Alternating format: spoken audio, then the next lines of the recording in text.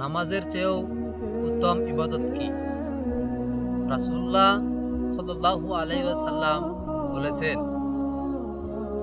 আমি কি তোমাদেরকে সুসংবাদ দিব না যা নামাজের চেয়েও, হজের চেয়েও এবং সদকার চেয়েও উত্তম?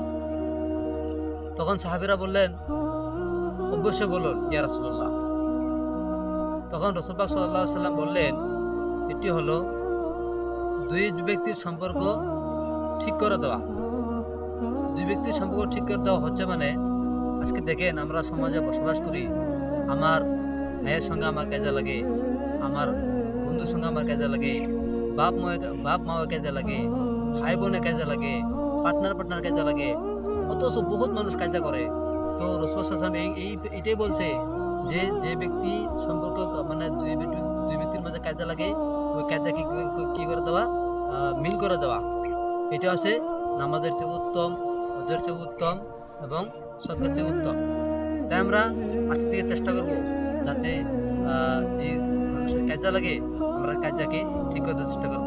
যদি গল্পটি ভালো লাগে আমার এই চ্যানেলটি সাবস্ক্রাইব করবেন এবং আমাকে লাইক করবেন।